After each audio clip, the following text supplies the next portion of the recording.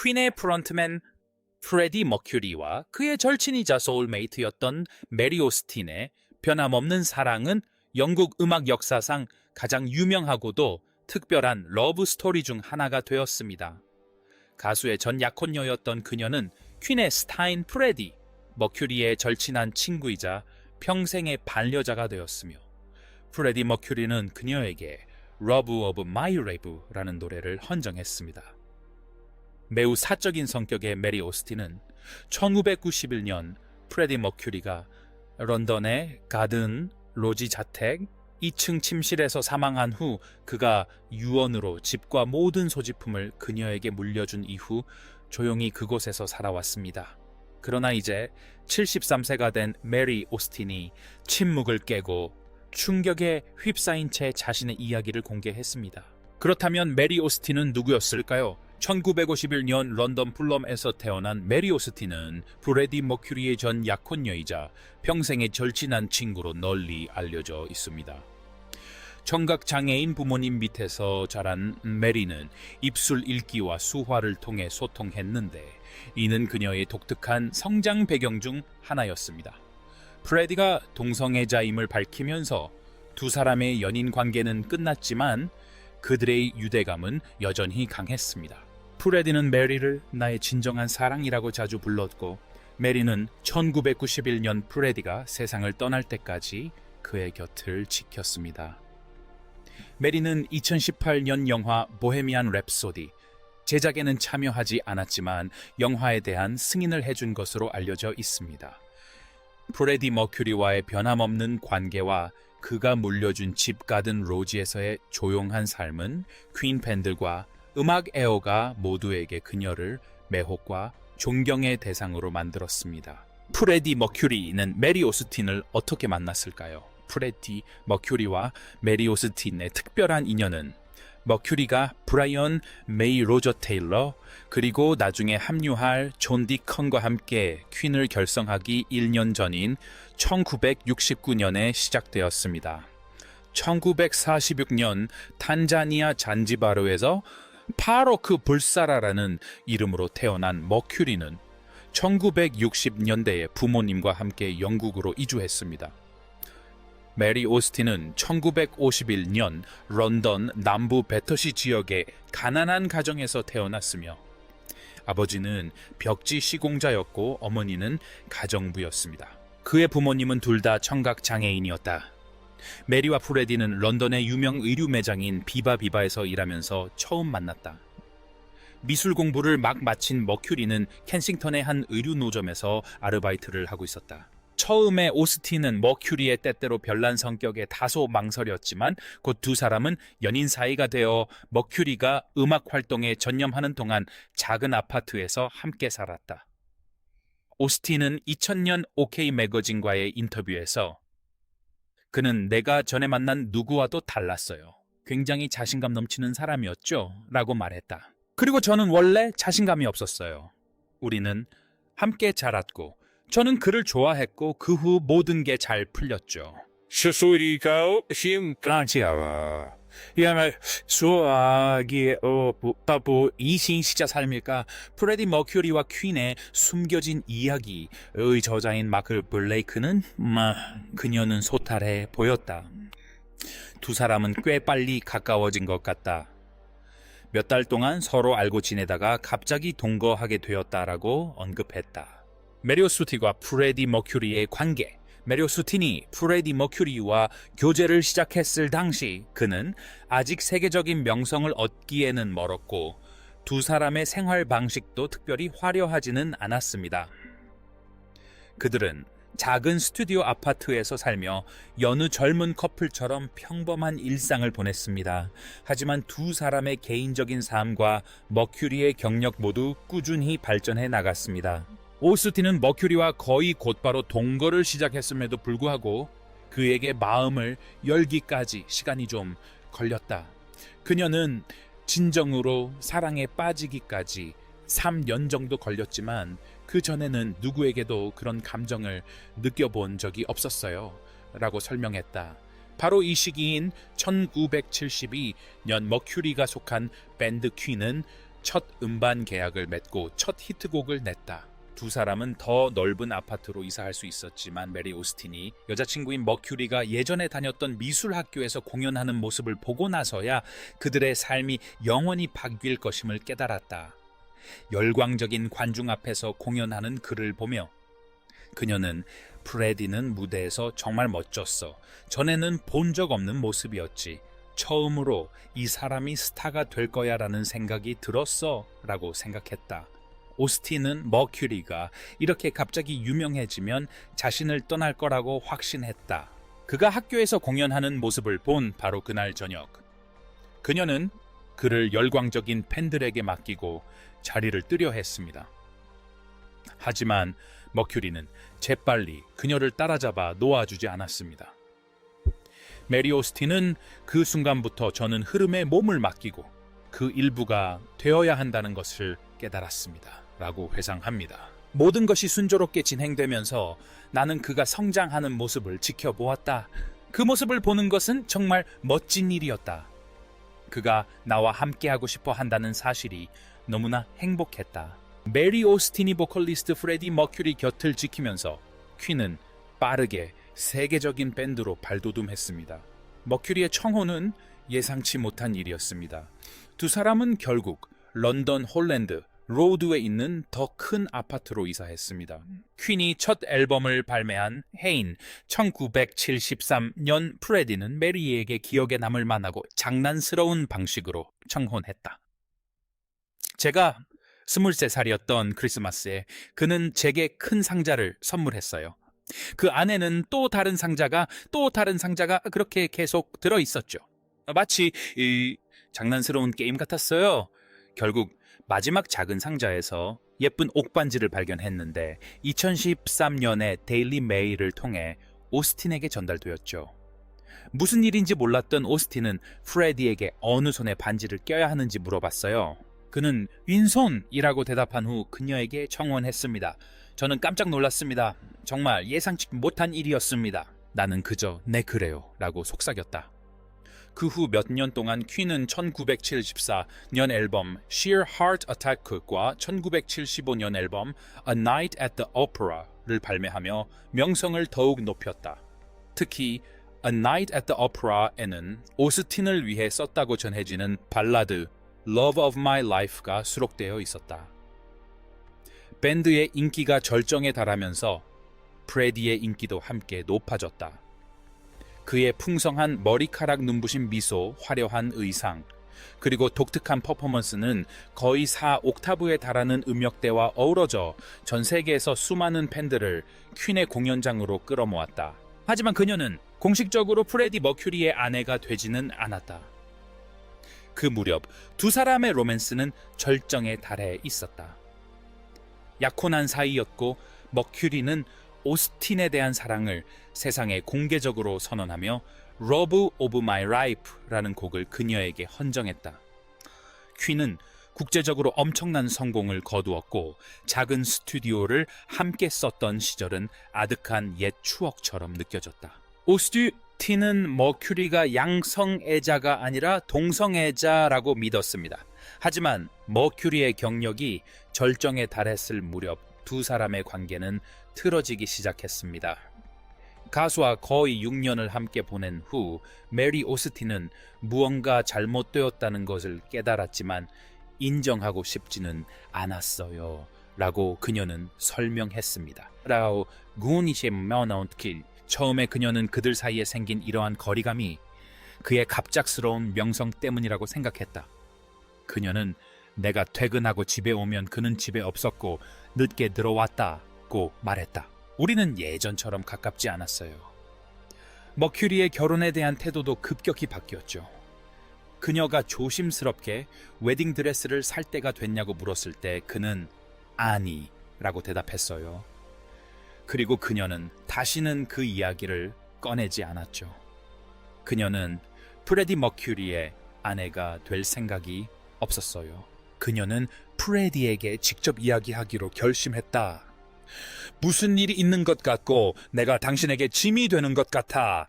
이제 떠날 때가 된 것 같아. 라고 그에게 말했다고 오케이 매거진과의 인터뷰에서 그녀는 회상했다. 머큐리는 아무 문제 없다고 주장했지만 오스틴은 밴드가 엄청난 성공을 거두는 시기에 두 사람의 관계가 소원해지고 있음을 눈치챘다.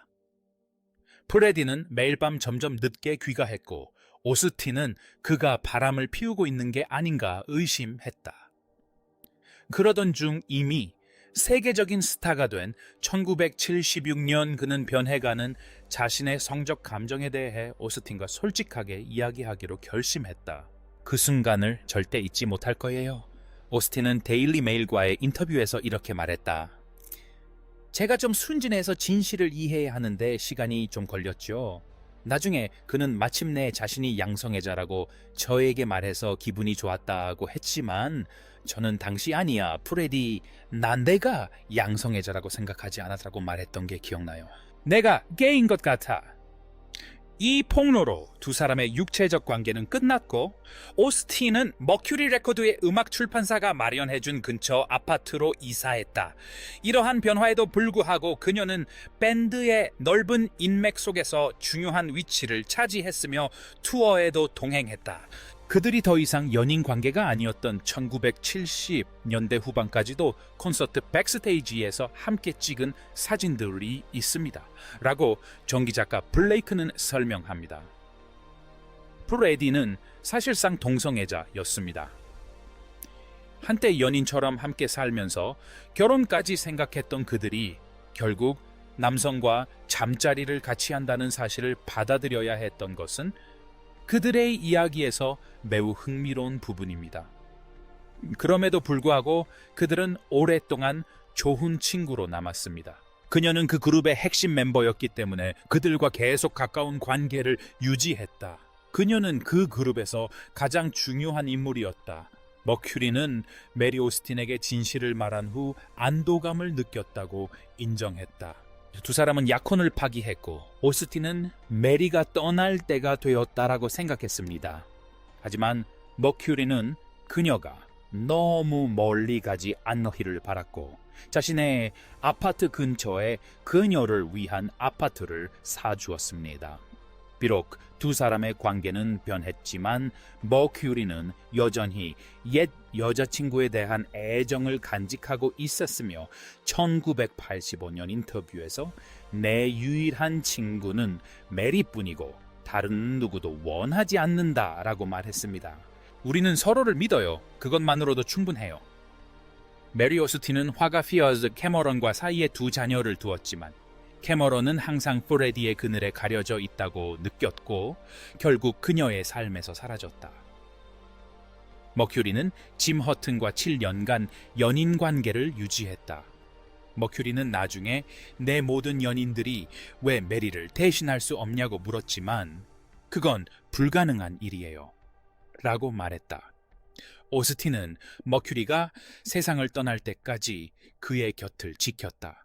오스틴은 머큐리의 사치스러운 생활 방식을 목격했고 약물 남용과 문란한 성생활로 얼룩진 록스타의 삶을 동경했습니다. 한편 오스틴은 자신만의 길을 개척했습니다. 그녀는 화가 피어스 캐머런과의 사이에서 두 아들을 낳았는데 머큐리가 대부였던 리처드와 머큐리 사망 직후 태어난 제이미입니다. 비록 그녀는 카메론과 결혼하지는 않았지만 사업가 닉 홀포드와 5년 만에 이혼했습니다. 개인적인 삶에는 변화가 있었지만 오스틴은 머큐리의 삶에서 결코 멀리 떨어져 있지 않았습니다. 그녀는 그의 매니지먼트 회사에서 일했으며 특히 그가 사망하기 전까지 꾸준히 그의 곁을 지켰다고 합니다. 프레디 머큐리가 1987년 HIV 양성 판정을 받았을 당시에는 효과적인 치료법이 없었습니다. 그는 1991년 11월 24일 에이즈 관련 합병증으로 사망했습니다. 메리 오스틴과 짐 허튼은 1987년 머큐리가 에이즈에 걸렸을 때 그의 곁을 지켰습니다. 당시에는 그 병에 대한 치료법이 없었고 오스틴과 허튼은 최선을 다해 그를 보살폈다. 오스틴은 그가 깨어 있든 잠들어 있든 매일 몇 시간씩 그의 병상 곁에 앉아 있던 것을 기억했다.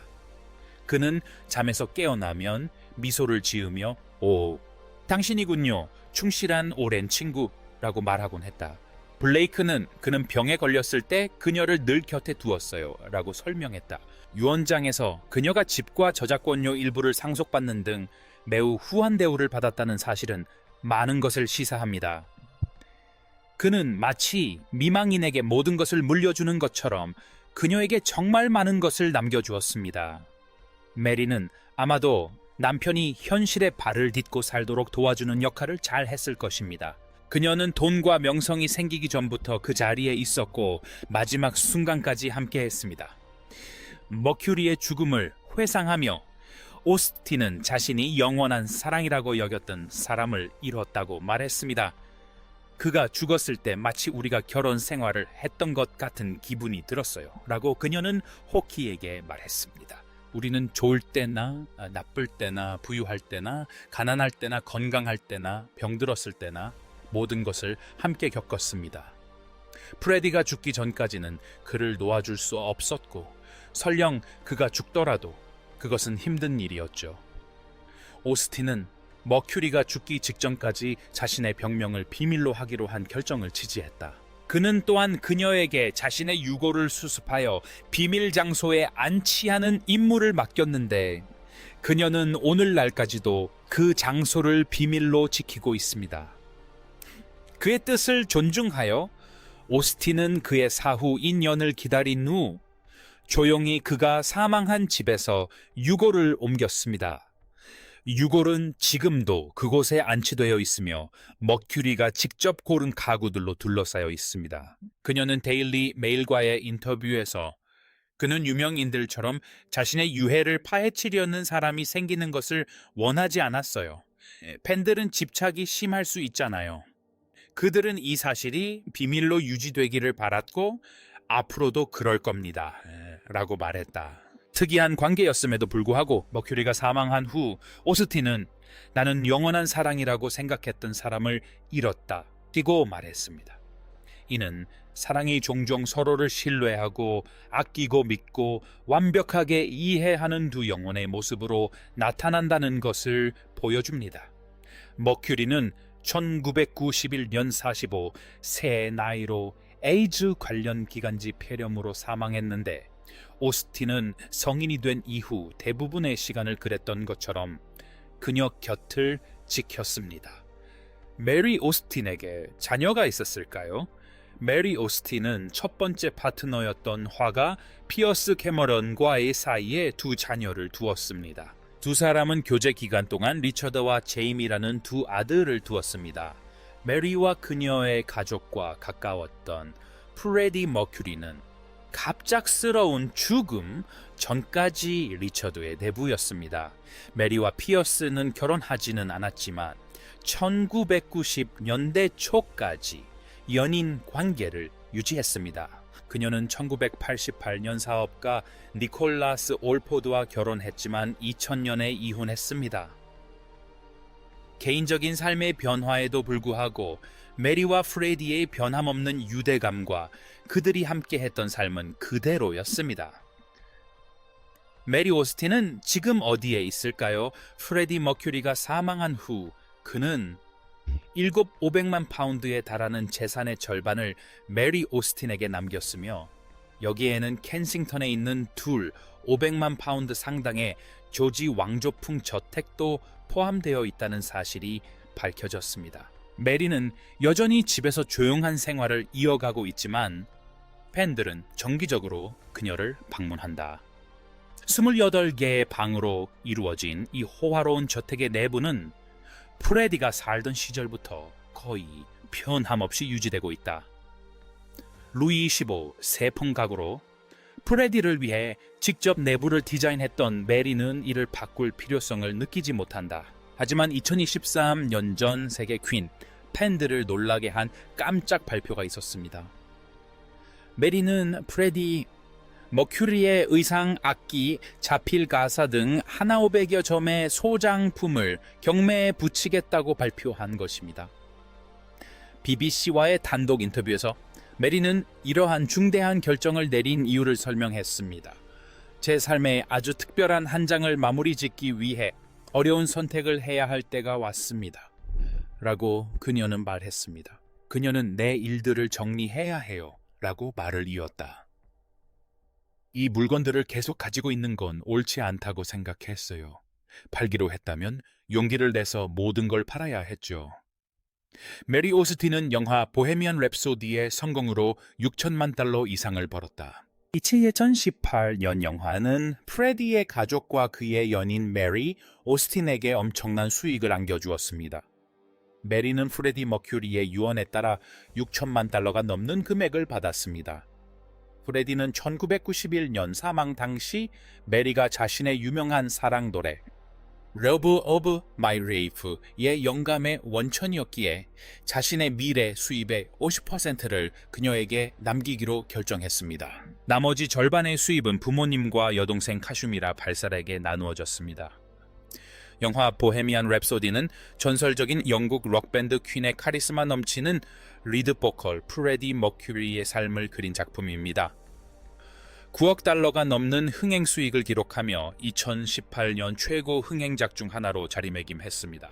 프레디의 여동생 카슈미라 발사라는 약둘 500만 달러를 받았고 퀸의 다른 멤버들은 영화의 성공으로 총 9,000만 달러에 달하는 수익을 올렸습니다. 영화 보헤미안 랩소디는 프레디 머큐리의 알려지지 않은 삶을 조명하며 스크린에 드러나지 않았던 그의 여러 면모를 보여줍니다. 하지만 팬들조차 잘 모르는 프레디에 대한 사실들도 많이 있습니다.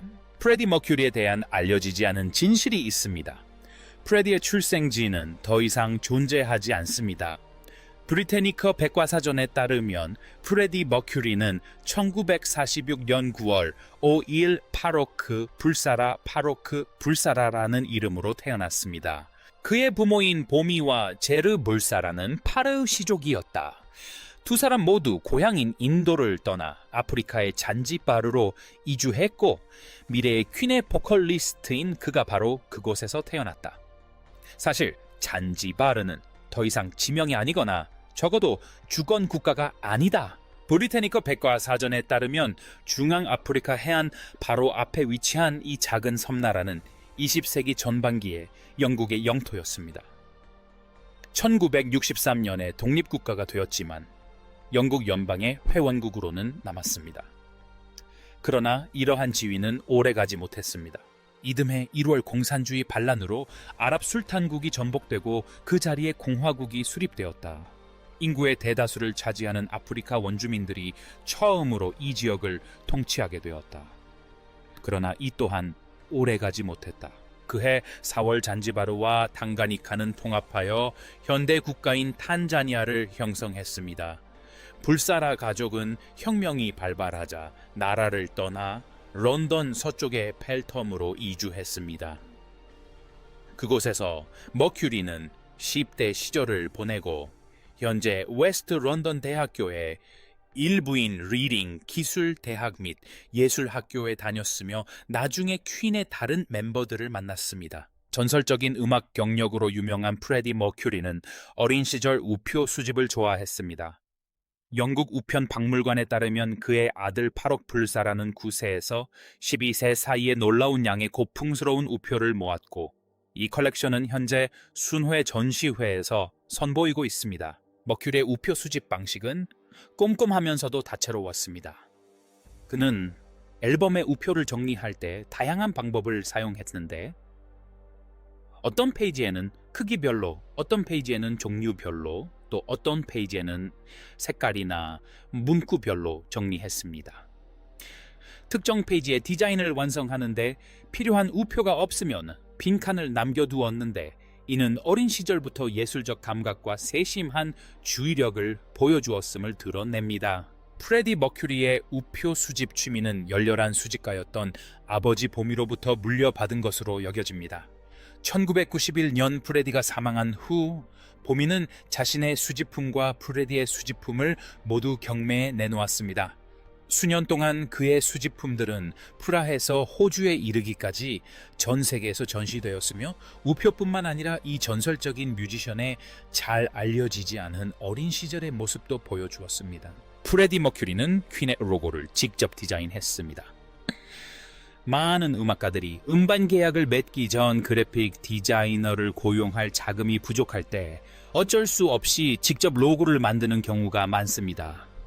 하지만 대부분의 밴드 로고는 비교적 단순합니다. 롤링스톤즈는 혀 모양을, 메탈리카 키스 A씨, D씨는 밴드 이름을 스타일리시하게 표현했고 블랙 플래그와 레드샷 칠리 페퍼스는 미니멀한 심볼을 사용했습니다. 너바나는 독특한 스마일 얼굴을 선택했죠. 하지만 퀸은 중세 문장을 연상시키는 로고로 단연 돋보였습니다. 이 디자인은 날개를 활짝 펼친 불사조를 묘사하고 있으며 뱀처럼 생긴 혀가 보석으로 장식된 왕관이 있는 양식화된 문자 Q 위를 맴돌고 있습니다. 이러한 요소들을 둘러싸고 있는 것은 각 밴드 멤버의 별자리를 나타냅니다. 기타리스트 브라이언 메이의 별자리인 K자리는 Q 위에 앉아있는 개로 상징됩니다. 사질자리인 존 디콘과 로저 테일러는 포효하는 사자로 둘러싸여 있으며 프레디 머큐리의 별자리인 처녀자리는 아래쪽에 앉아있는 요정으로 표현됩니다. 이 정교한 로고는 프레디 머큐리가 직접 디자인했습니다. 미술학교에서 쌓은 실력 덕분에 이러한 로고를 디자인할 수 있었죠. 밴드의 데뷔 앨범 속지에 처음 등장했던 단순한 초기 버전은 시간이 흐르면서 오늘날 우리가 알고 있는 더욱 정교하고 알아보기 쉬운 형태로 발전했습니다. 프레디는 자신의 치아가 노래를 잘 부르는데 도움이 된다고 믿었기 때문에 교정을 거부했습니다. 프레디 머큐리의 사진을 볼 때마다 그의 치아에 시선이 쏠린다고 해서 부끄러워할 필요는 없습니다. 밀러의 음악사전 밀러스 뮤직에 따르면 그는 과잉치 메시오덴스라고 불리는 4개의 치아 때문에 심각한 부정교합을 가지고 있었습니다. 머큐리는 외모에 매우 신경을 썼고 종종 이를 가리곤 했습니다. 아마도 그래서 그의 상징적인 코수염을 길렀을지도 모릅니다. 그렇다면 왜 그는 치과 치료를 받지 않았을까요? 어쨌든 프레디 머큐리는 돈이 부족했던 건 아니었습니다. 하지만 그는 자신의 여분의 치아가 뛰어난 목소리에 기여했다고 믿었습니다. 입안의 여분의 공간이 턱을 앞으로 밀어내어 음역대를 넓혀준다고 생각했던 것입니다. 밀러 뮤직은 프레디 머큐리의 목소리가 진정으로 특별했던 이유를 설명합니다. 그는 저음에서 중금 고음을 자유자재로 넘나들며 정확하고 정밀하게 노래를 불렀습니다. 특히 그의 음역대는 약 92Hz에서 784Hz까지, 즉 F2에서 G호까지 무려 3옥타브에 달했습니다. 음악 용어에 익숙하지 않은 사람들에게는 다소 생소하게 들릴 수 있지만 이는 놀라운 사실입니다. 머큐리의 치아가 그의 발성 능력에 미친 정확한 영향은 여전히 논란의 여지가 있지만 그는 외모보다는 자신의 뛰어난 가창력을 유지하는 것을 우선시했던 것이 분명합니다. 어쨌든 그는 외모로 먹고 사는 사람이 아니었으니까요. 프레디 머큐리와 마이클 잭슨의 공동 녹음은 순탄치 않았습니다. 1983년 당시 록과 팝계의 두 거물 스타였던 프레디 머큐리와 마이클 잭슨의 협업은 표면적으로는 성공이 보장된 것처럼 보였습니다. 두 사람은 There Must Be More to Life Than This, Victory, State of Shock 등 이 세 곡의 듀엣곡을 녹음했습니다. 프레디 머큐리는 자신의 삶을 담은 전기 라 머큐리에서 그 노래들은 훌륭했어요 라고 말하며, 하지만 문제는 시간이었죠. 당시 우리 둘 다 너무 바빴거든요 라고 덧붙였다. 머큐리의 외교적인 답변은 그들의 녹음 세션을 특징 짓는 기이함과 긴장감을 감추고 있다. 위대한 가장 제 따르면 머큐리는 한때 매니저에게 전화를 걸어 내가 라마랑 녹음하고 있잖아 라며 짜증을 냈다라고 합니다. 마이클이 매일 자기 애완 라마를 스튜디오에 데려오는데 난 정말 적응이 안 돼. 이제 질렸고 나가고 싶어. 잭슨 역시 녹음 기간 동안 머큐리의 코카인 사용에 대해 우려를 표했다고 전해집니다. 녹음의 원래 목적에 대해서는 여러 가지 설이 있지만 어떤 계획이었든 간에 이 곡들은 수십 년 동안 미발표 상태로 남아 있었습니다. 마침내 2014년에 이 녹음들이 공개되었습니다. 프레디 머큐리는 사실 내성적인 사람이었습니다. 우리가 프레디 머큐리를 떠올릴 때면 아마도 화려한 의상을 입고 무대를 장악하며 파워풀한 목소리로 관객을 사로잡는 그의 모습을 상상할 것입니다. 하지만 대중적인 이미지와는 달리 이 슈퍼스타는 실제로는 꽤 내성적이었습니다.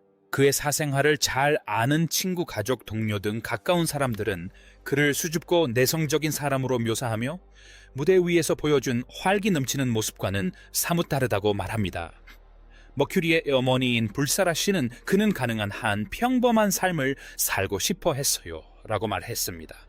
그의 삶에는 직업적인 면과 가정적인 면이 따로 있었던 것입니다. 그는 집에 돌아와 연말 특별한 치즈케이크 만들고 계세요 라고 묻곤 했다. 명성에도 불구하고 머큐리는 가족과의 유대를 소중히 여겼고 종종 어머니를 초대해 밴드 멤버들과 스태프들을 위해 요리를 해달라고 부탁했다. 머시와 퀸이 인용한 편지에서 로저 테일러는 실제로 프레디를 제대로 아는 사람은 아무도 없었다 라고 썼다. 그는 수줍고 온화하며 친절했다. 그는 무대 위에서의 모습과는 전혀 다른 사람이었다.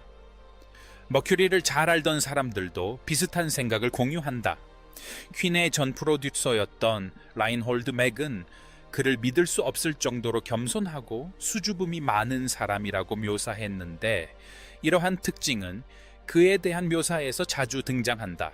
데이브 클락 5의 데이브 클락은 사생활에서 그는 도발적인 스타 이미지와는 정반대였습니다. 그는 매우 자상했죠. 머큐리 본인은 자신이 피아노를 잘 못한다고 생각했어요. 이래고 하바고 덧붙였습니다.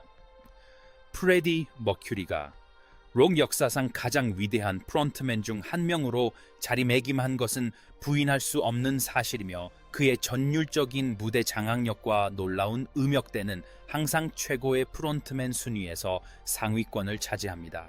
1985년 라이브 에이드 공연에서 드러났듯이 관객을 사로잡는 그의 능력은 그의 마법과도 같은 재능이 절정에 달했음을 보여주었습니다. 놀랍게도 머큐리에게도 불안감이 존재했습니다.